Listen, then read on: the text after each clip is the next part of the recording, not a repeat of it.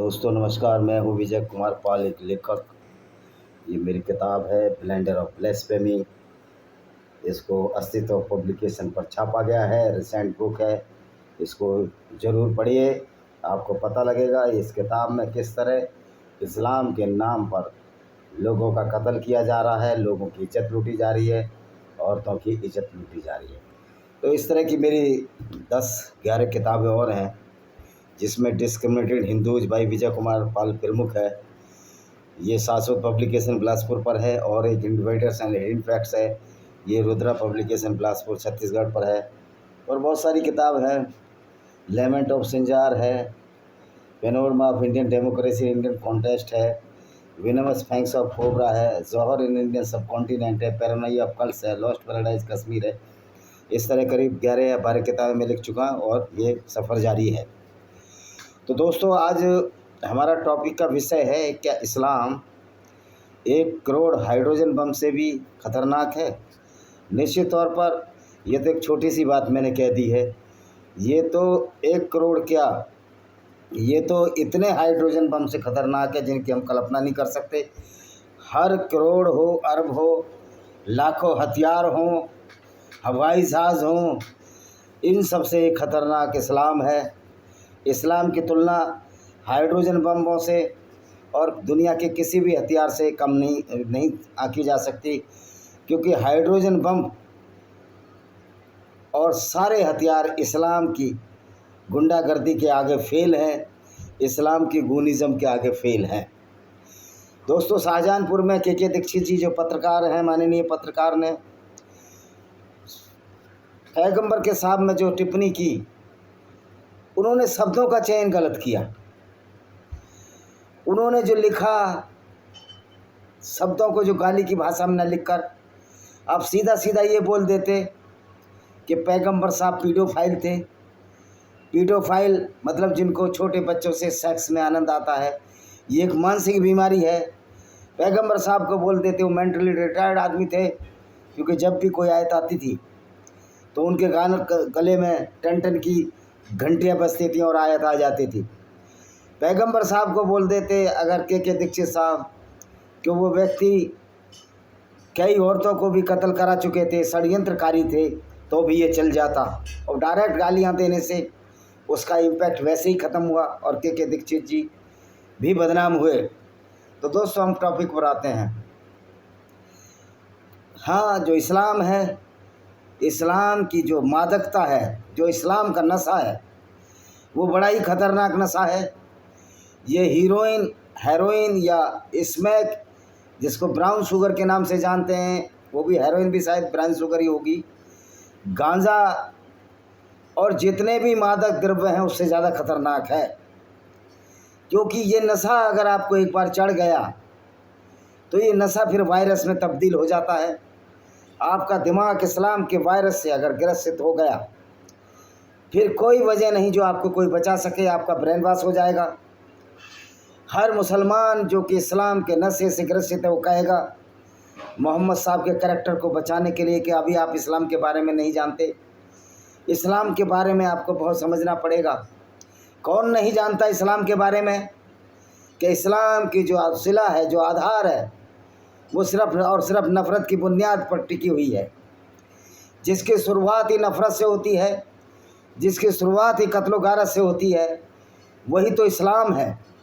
Hydrogen bomb 1-2 बार बम मारेगा, 2 बार 10 बार मारेगा, उसका 20, 25, 30 साल असर रहेगा। लेकिन इस्लाम का नशा एक ऐसा नशा है जिसका नशा पूरी ज़िंदगी रहता है, और ये मस्तिष्क को विकृत करता है, मानसिकता को दूषित करता है। यही वजह है कि जितने भी मदरसे हैं वो सारे के सारे मदरसे वो आतंकवाद का केंद्र हैं। वो हाइड्रोजन बम से भी खतरनाक मुसलमान बनाने की फैक्ट्रियां हैं। ये ऐसी फैक्ट्रियां हैं जिसमें जो व्यक्ति निकलता है, सीधा साधा मुसलमान जाकर निकलता है, वहाँ से आतंकवादी ही बनता है। अब ये बताइए, परमाणु बम चलाने वाला आतंकवादी होगा? कोई भी अगर परमाणु बम चलाता है, जापान पर चलाया, तो ये आतंकवाद का कार्य था। जब हम अमेरिका को कोस देते हैं कि ये अमेरिका ने परमाणु बम चलाकर जापान पर बहुत भारी गलती की, ये मानवता के खिलाफ था। क्या हमारी ये मॉरल वैल्यू नहीं है कि हम उस मोहम्मद के कैरेक्टर को भी सबके सामने लाएं कि किस तरह मोहम्मद की विचारधारा से हजारों करोड़ों लाखों गैर मुस्लिम स्त्रियों के साथ बलात्कार हुए, उनको जबरन वेश्यावृत्ति में धकेला गया, क्योंकि इस्लाम की वजह से ही ये वेश्यावृत्ति चालू हुई। लोग कहते हैं 1400 साल पुराना बात थी, तो 1400 साल पुरानी अगर ये बात थी तो फिर वहाँ लौंडियाँ सेक्स स्लेव बांधी रखना, इसको मोहम्मद ने ख़त्म क्यों नहीं किया? इससे साफ प्रतीत होता है कि अगर ये 1400 साल पहले आइडियोलॉजी थी तो फिर इस तरह का इस्लाम आज क्यों माना जा रहा है? क्योंकि इस्लाम में कोई गुंजाइश नहीं है बचने की। आपको इस्लाम ऐसे के ऐसे ही ढोना है जैसे कि इस्लाम आपको दिखाई देता है। तो आप समझ सकते हो कि इस्लाम की जब इस्लाम व्यक्ति की मानसिकता को दूषित कर देता है, उसके दिमाग में घुस जाता है तो एक कब्जा जमा लेता है और फिर उसमें वही नफ़रत की आग भर देता है गैर मुसलमानों के खिलाफ, जो मोहम्मद ने अपने दिमाग में अपने यहूदी साथियों के खिलाफ भरी थी। क्योंकि मोहम्मद को शौक़ था कि वो पैगंबर बने तो जितने भी कबीले थे, जिसमें जितने भी छांट कर जो अराजक तत्व थे, असामाजिक तत्व, मोहम्मद ने अपने साथ मिलाया और उनका एक गैंग बनाया, गैंग ऑफ वासेपुर की तरह, और पूरी दुनिया में लूटपाट शुरू कर दी। तो के दीक्षित जी, आप ये कह सकते थे कि मोहम्मद काफिले लूटा करते थे, तो शायद आप पर कोई आरोप सिद्ध नहीं होता कि आपने उनकी बेइज्जती की है। वैसे कि पैगंबर साहब की इज़्ज़त क्या है, किसी ऐसे व्यक्ति की इज्जत क्यों लोग करते हैं, ये मेरी समझ से बाहर है। जो व्यक्ति पीडोफाइल था, जो व्यक्ति औरतों को भी कत्ल करवा देता था, मैंने अपने वीडियो डाले हुए हैं किस तरह मोहम्मद ने एक सायरा असवा बिन्त मरवान को अंधे आदमी से कत्ल करवा दिया, उसी के आदमी से। क्योंकि इस्लाम का कीड़ा एक ऐसा कीड़ा है, अगर आपके दिमाग में घुस जाए तो आपके माता पिता, आपको जन्म देने वाले भी आपको दुश्मन नज़र आने लगते हैं। इसका उदाहरण है कि जब मोहम्मद साहब से ही पूछा गया एक व्यक्ति द्वारा कि हे पैगंबर साहब, ये हदीसों में है इनकी कि मेरे पिता इस्लाम कबूल नहीं किए थे, तो क्या वो जहन्नुम में जाएंगे, जन्नत में जाएंगे? मोहम्मद साहब ने बड़ी बेशर्मी से जवाब दिया, ये इनकी हदीस है, लिखा हुआ है। अगर कोई चैलेंज करेगा तो अगला वीडियो मैं इसी हदीस पर बना दूंगा, मुझे भी एक वीडियो बनाने का मौका मिल जाएगा और मुझे बनाया सब्जेक्ट मिल जाएगा, मुझे सोचना नहीं पड़ेगा कि कल वीडियो क्या डालना है। तो उन्होंने कहा हाँ, ये पैगंबर साहब ने कहा कि हाँ, चूँकि मेरे माता पिता भी मुसलमान नहीं बने थे तो वो भी नरक की जहन्नुम की आग में जलेंगे। तो ये है इस्लाम का स्वरूप, जो अगर आप गैर मुस्लिम हो, भले ही आपके माँ बाप हो और तुम्हारे लड़के ने इस्लाम कबूल कर लिया, तो वह आपको भी उसी तरह की नज़र से देखा गया जैसे कि मोहम्मद साहब गैर मुस्लिमों को नफ़रत की नज़र से देखते थे। तो बताइए, परमाणु बम बनाने वाला इंसान है लेकिन उसको चलाने वाला भी इंसान ही होता है। अब तुम्हारे दिमाग में ये गंदगी घुस जाए कि पूरी दुनिया को कत्ल करना है और उसमें इस्लाम फैलाना है, तो फिर हर मुसलमान तो आतंकवादी हुआ। तो फिर ये कहने में हमको क्या शर्म है, क्यों डर है कि मोहम्मद साहब ने जो विचारधारा चलाई वो इंसान को आतंकवाद बनाती है, एक अच्छे भले इंसान को भैंसी और दरिंदा बनाती है। तो जब इंसान उनकी विचारधारा पर चलकर भैंसी और दरिंदा बनता है, तो फिर पैगंबर मोहम्मद साहब क्या आतंकवाद के जनक नहीं थे? क्या आतंकवाद के आका नहीं हैं? इस बात को हम क्यों भूल जाते हैं? क्योंकि मुसलमान प्राय करते हैं कि हमें मोहम्मद की सुन्नत पर चलना है, हमें मोहम्मद की शिक्षा पर चलना है। अब भाइयों दोस्तों, मोहम्मद की शिक्षा क्या है? मोहम्मद की शिक्षा है कि गैर मुस्लिमों को जहाँ पाओ कत्ल करो।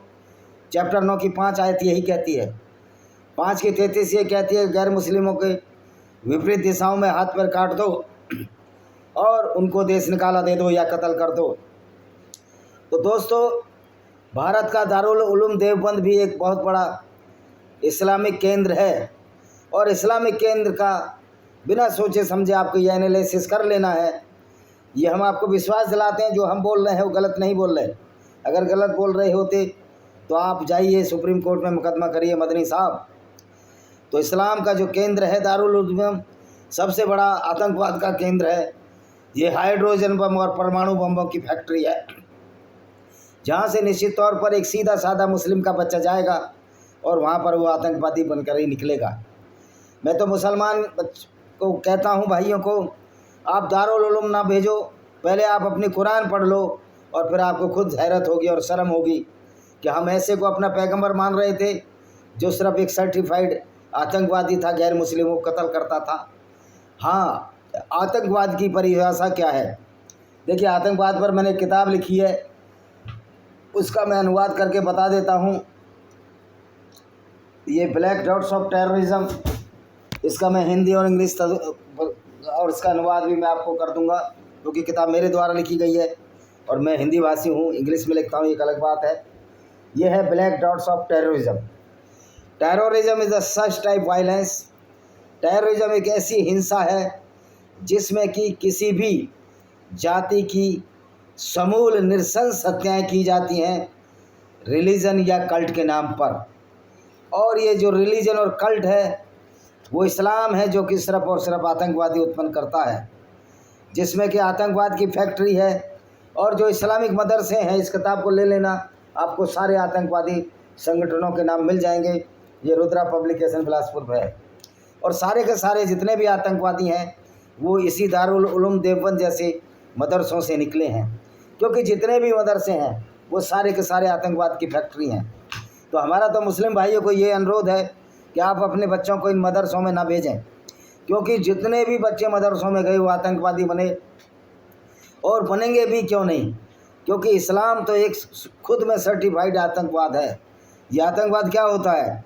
आतंकवाद होता है किसी गैर मुस्लिम को बर्दाश्त ना करना, किसी गैर मुस्लिम की विचारधारा को समूल नष्ट करने की कोशिश करना। और इतिहास गवाह है कि किस तरह इस्लाम ने सारी सभ्यताओं को नष्ट करने की कोशिश की।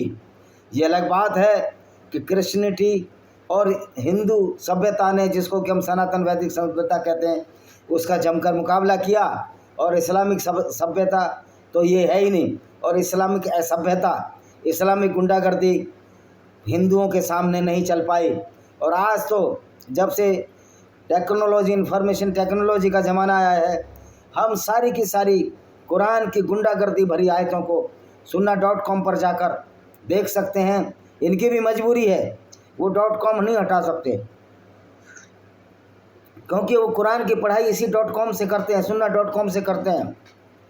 हाँ, ये कुछ हदीसों को अपने आप सामग्री हटा रहे हैं, लेकिन हमने तो हदीसों का एक संग्रह कर लिया है, हदीसों को बहुत लोगों ने ख़रीद लिया है, और कुरान को तो ये नहीं बदल सकते। कुरान पर ही आधारित सारी हदीसें हैं, जिससे साबित होता है कि मोहम्मद साहब को एक अच्छा इंसान कहना तो बहुत बड़ी भूल हो गई। और जो लोग ये कहना चाहते हैं कि हम इज़राइल के साथ नहीं हैं, फ़िलिस्तीन के साथ हैं, अभी भारत ने भी फ़िलिस्तीन का साथ दिया है, उसको इनडायरेक्टली सपोर्ट किया है, तो ऐसे मूर्ख राजनेताओं को मैं कहना चाहता हूँ, चाहे वो किसी पार्टी को हों, किसी भी पद पर हों, ये फ़िलिस्तीन तो कभी भी, ये हमेशा से यहूदियों की भूमि थी। जब मोसेस, जैसा कि इनकी मैथोलॉजिकल पार्ट है, ऐसा ही मानते हैं कि जब मोसेस को निकाल दिया गया मिस्र से, तो वो इसी इस्राइल की जन्मभूमि पर आए, जिसको कि कनान एरिया कहते हैं। 5000 साल से यहूदी भटकते रहे, कभी मुसलमानों की वजह से, कभी किसी अन्य कारणों से। तो ये जो इज़राइल के साथ खड़े हैं, जो फ़िलिस्तीनियों को सपोर्ट कर रहे हैं, वो भी बहुत बड़े आतंकवादी हैं। अगर फ़िलिस्तीनियों को सपोर्ट भारत भी कर रहा है, तो भारत का जो निश्चित तौर पर जो लीडरशिप है वो तो आतंकवाद को प्रमोट कर रही है। और ये पद तो आएंगे और जाएंगे, लेकिन आपका ये जो क्रूर चेहरा है, जो फ़िलिस्तीनियों के साथ खड़ा दिखता है, वो कभी भी आपको माफ़ नहीं करेगी दुनिया। और मैं ना ये नहीं कह रहा कि नेपाल जैसी क्रांति हो, हम हिंसा बिल्कुल नहीं चाहते, लेकिन हम उन हिंसाग्रस्त विचारधारा को, उन हिंसाग्रस्त लोगों को जिनका दिमाग इस्लाम की हिंसा की बातें सुनकर या कुरान की आतंकवादी वर्सेस को पढ़कर हिंसाग्रस्त हो रहा है, और जो लोगों को मारने की कोशिश करते हैं, उनके खिलाफ सख्त कार्रवाई हो। ज़रूरी नहीं कि सख्त कार्रवाई आर्मी करे, पुलिस करे या गवर्नमेंट के इदारे करें। इदारे मीन्स इस्टेब्लिश उसके विभाग करें, ये काम तो हम सब गैर मुस्लिमों को भी करना होगा, इसलिए हमने काफिर इंटरनेशनल ऑर्गेनाइजेशन बनाया है। आप सब लोग इसके मेंबर बनिए। इसके मेंबर बनने की कोई न फीस है न कोई संस्था है, ये आपके मन में बनना है और ये प्रण करना है कि हम अब इस्लाम की गुंडागर्दी को चलने नहीं देंगे और जितने भी मदरसे हैं पूरी दुनिया में इनको हम बंद कर मानेंगे। और जब तक ये मदरसा दारुल उलूम देवबंद का बंद नहीं हो जाता, इसके खिलाफ हम संघर्ष करते रहेंगे, क्योंकि ये तो सरकार का काम है, आदरणीय योगी जी का काम है कि वहाँ मदरसों में सीसीटीवी कैमरे लगाएं। दारुल बंद में या जितने भी मदरसे हैं, नदवा में भी एक मदरसा चलता है, नदवा है नदवी, जो कि उत्तर प्रदेश में है। ये सारे मदरसे आतंकवाद का केंद्र है और मदरसे जितने भी मदरसे हैं ये परमाणु बम और हाइड्रोजन बमों से भी खतरनाक आतंकवादियों की फैक्ट्री हैं। तो ये देखिए कि किस तरह ये जो कहते हैं कि हम इजराइल गलत कर रहा है, तो क्या इजराइल के बच्चे नहीं थे? इजराइल की बच्चे औरतें नहीं थी? एक औरत के प्राइवेट पार्ट से खून निकल रहा है, आपने भी वो देखा होगा। इजरायली यहूदी औरत को ये आतंकवादी, इस्लामिक आतंकवादी उसको जीप में डालकर ले जा रहे हैं और जब ये मरने लगते हैं तब इनका अल्लाह कहाँ चला जाता है? तब ये यहूदियों को और हिंदुओं को कोसते हैं। भाई जब तुम्हारे पास इतना ताकतवर अल्लाह है तो आप अल्लाह से अपना बचाव कीजिए, अल्लाह के भरोसे छोड़ दीजिए। इनको खाना भी हम देते हैं, गैर मुस्लिम देते हैं जिनको काफिर करते हैं। अल्लाह के नाम पर तो ये भूखे मर जाएंगे और इनकी वो औकात नहीं रहेगी कि हथियार भी उठा सकें। मज़े की बात है कि आज ये मुसलमान विक्टिम कार्ड खेलते हैं, फ़िलिस्तीनियों पर खाना नहीं है, हमास पर खाना नहीं है, लेकिन हथियारों की कोई कमी नहीं है, क्योंकि इस्लाम एक टोटली फुल सर्टिफाइड एक गुंडागर्दी है जो आदमी को दिमाग को विक्षिप्त कर देती है, पागलपन की अवस्था तक पहुंचा देती है।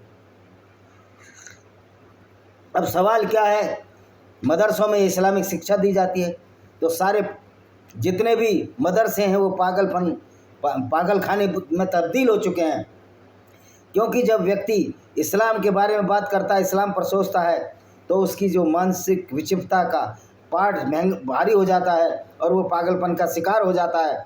वो लोगों में, दूसरे लोगों में ये देखने लगता है ये तो अल्लाह को नहीं मानता, ये तो मोहम्मद को नहीं मानता, ये तो कुरान को नहीं मानता, ये हमारा सबसे बड़ा दुश्मन है।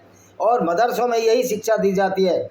मैं मौलाना अरशद मदनी, महमूद मदनी, पूरी दुनिया के जितने भी मौलाना हैं उनको चैलेंज करना चाहता हूं कि आप आएँ और सामने से बात करें।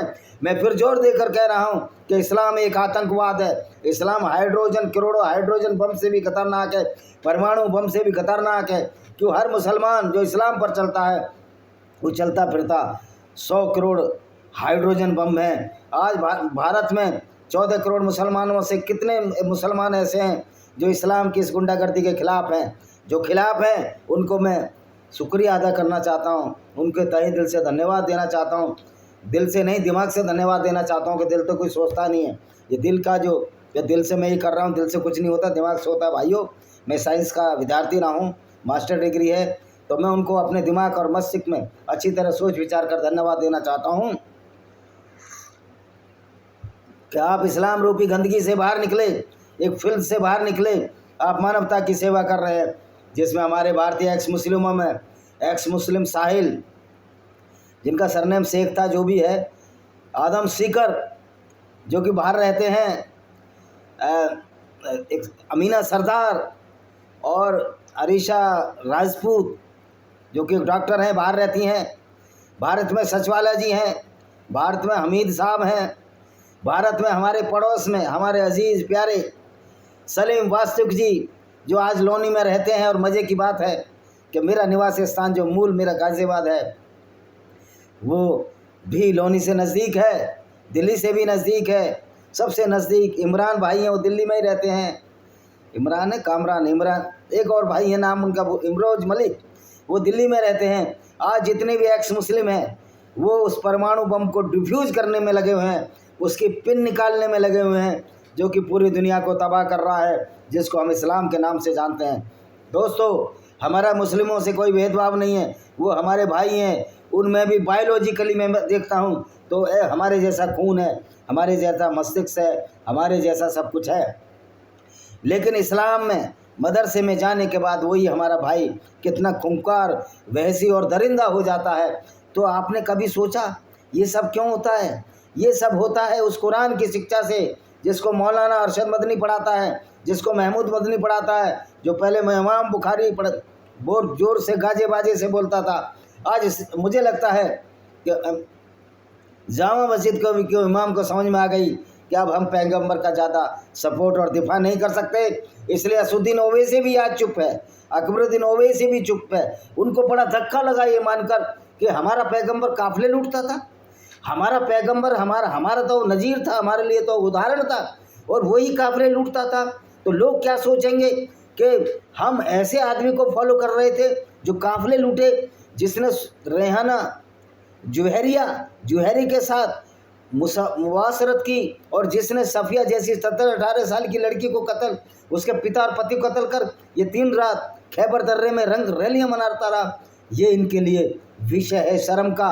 अगर फिर भी इनको शर्म नहीं आती तो फिर बेशर्मी की तो कोई सीमा नहीं होती। आप कितने भी बेशरम बन जाइए, आप किसी को भी गाली दीजिए, लेकिन आप अपना ही मस्तिष्क विकृत कर रहे हैं। और मस्तिष्क विकृत इसलिए होता है कि आप उस झूठे फलसफे पर विश्वास कर रहे हैं जिसको कि हम इस्लाम के नाम से जानते हैं। उस झूठे नबी पैगंबर साहब की बातों पर विश्वास कर रहे हैं जो आपको बेवकूफ़ बनाकर चले गए कि चांद के हमने 2 टुकड़े कर दिए, एक 5.5 फुट 6 फुट या 7 मैक्सिमम 8 फुट 11 इंच का, 11.5 इंच के रॉबर्ट पर्टिंग वाल्सो अमेरिका में हुए, वो भी आदमी भी 9 फुट का आदमी भी चांद के 2 टुकड़े कैसे कर सकता है? फिर मोहम्मद तो का कद तो बहुत छोटा कद था, 5.25 फुट के मोटे थे, ये प्रूव हो चुका है। तो दोस्तों, हमें कहने में कोई शक नहीं होना चाहिए, ना ये कोई आतंकवादी बात है, ना कोई हेट स्प्रेडिंग है। अगर हेट स्प्रेडिंग है, अगर कोई हिंसा फैला रहा है, नफ़रत फैला रहा है, तो वो इस्लाम है। मैं यूट्यूब से कहना चाहता हूँ कि आप इस्लामिक चैनलों को क्यों चला रहे हैं? आप भी इनडायरेक्ट रूप में इस्लामिक हिंसा को बढ़ावा दे रहे हैं, और इसके खिलाफ आप प्रत्यक्ष जिम्मेदार होंगे। अगर कहीं नेपाल जैसी क्रांति आई तो सबसे पहले यूट्यूब के दफ्तरों को तोड़ा और फोड़ा जाएगा, क्योंकि यूट्यूब ने बहुत सारे एक्स मुस्लिमों के चैनलों पर स्ट्राइक मारी है। क्या आप नहीं चाहते कि हम सच्चाई दुनिया के सामने लाएं, पूरी दुनिया के गैर मुस्लिमों की हत्या रोकें, पूरी दुनिया के गैर मुस्लिमों को सावधान करें, पूरी दुनिया के मुसलमानों को बताएं कि ये मदरसे आपको बर्बाद कर रहे हैं, मदरसे आपकी शख्सियत को ख़राब कर रहे हैं। मदरसे में पढ़ने वाले व्यक्ति को आज नफ़रत की निगाह से देखा जाता है, उसको संशय की निगाह से देखा जा सकता है, क्योंकि हर मुसलमान जो इस्लाम पर विश्वास करता है और वैसा करना भी चाहता है। ये अगर अलग बात है कि भारत में पुलिस प्रशासन के डर से कुछ नहीं कर रहे, लेकिन इस्लाम तो इसी काम के लिए उकसाता है। उस मोहम्मद ने ये नहीं सोचा कि जब बहुत सदियां बीत जाएंगी और ये जो आइडियोलॉजी है जिसमें दूसरों को मारना और कत्ल करने की बात कही है, ये आतंकवादी हो जाएगा और ये दंड इनको दंड मिलेगा। तो इस्लाम तो आदमी को, मुसलमान को, एक अच्छे भले आदमी को एक क्रिमिनल बनाता है, एक अपराधी बना देता है। तो हम कह सकते हैं दावे से कि कुरान एक अपराध शास्त्र की किताब है। मैं सोनम वांगचुक जी से भी कहना चाहता हूँ, जो आपने सर्वधर्म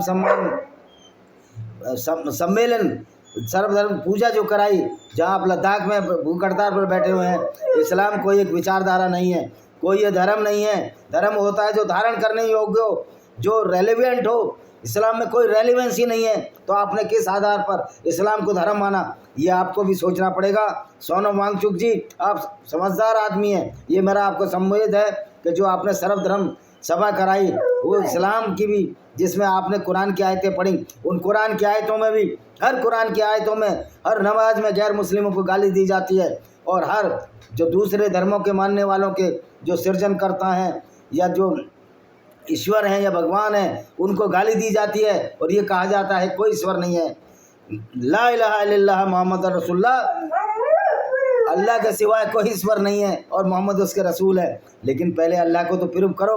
तो इस तरह जो ये शर्मदराव प्रार्थनाएं कराते हैं, ये भी मूर्खता का प्रतीक है। और जो इस्लाम वाले मौलानाओं को बैठाते हैं भारत में कि इस्लाम कोई धर्म ही नहीं है, तो इस्लाम के लोगों को बैठाना और सर्वधर्म सभा कराना एक मूर्खता का प्रतीक है, और ये गैर मुस्लिमों के खिलाफ षड्यंत्र है। इसी के साथ मैं पुनः आपको कहना चाहता हूँ, अरशद मदनी से बड़ा कोई आतंकवादी इस देश में नहीं है, क्योंकि वो आतंकवाद की फैक्ट्री है जिसको हम दारुल उलूम देवबंद कहते हैं। उसमें इसलिए उसी इस्लाम की पढ़ाई जाती है जिससे पढ़ कर लोग आतंकवादी हो रहे हैं। ये तो पीयू की रिपोर्ट है कि इस्लाम एक सर्टिफाइड आतंकवाद है, इसमें कहीं भी रेलिवेंसी नहीं है। इसी के साथ मैं अपना वीडियो को समाप्त करता हूँ। आशा है कि वीडियो आपको पसंद आएगा। चैनल को शेयर करें, चैनल को सब्सक्राइब करें, बेल आइकन दबाएं जिससे कि आने वाले नोटिफिकेशन आ सकें और हमारे नन्नू महाराज की भी जय हो सके। जय नन्नू महाराज।